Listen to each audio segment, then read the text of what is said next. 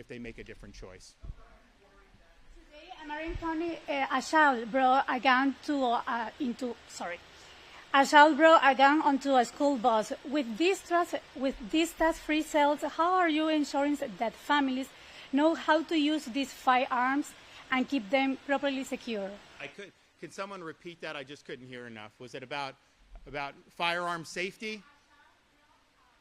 Onto a school bus today. Yeah. Well, I mean, so So first of all, it's interesting.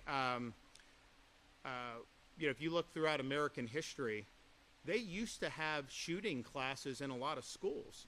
Like, I mean, you have these kids would be like, ninth grade, and they're out doing this. It was really part of American culture. You actually, I mean, I remember the late Justice Antonin Scalia saying, he gave a talk that he used to have a rifle in New York City that he would bring to school, back in the day. And so the culture in somewhat has shifted in some respects on it. But in terms of safety, you have constitutionally protected rights, and the Second Amendment is one.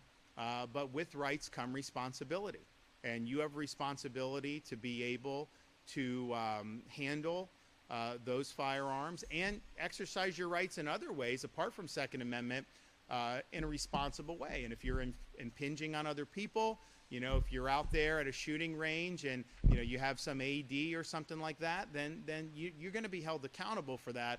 So someone like Jay Collins, I mean, he's been through every type of firearms training you could ever have at Fort Bragg and his elite special forces.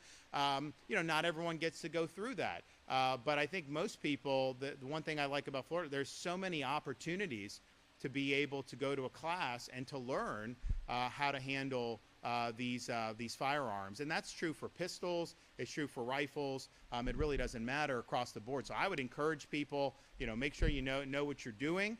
You have a right, but you also have responsibility to do it in an appropriate way.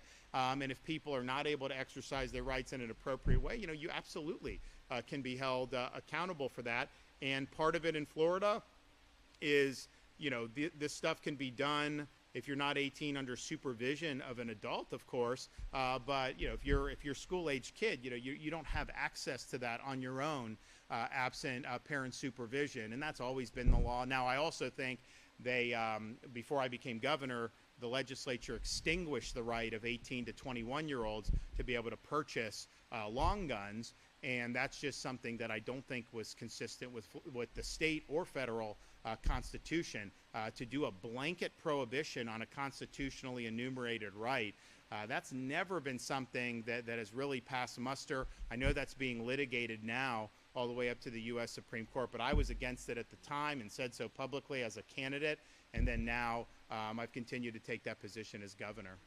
Vaccine mandate.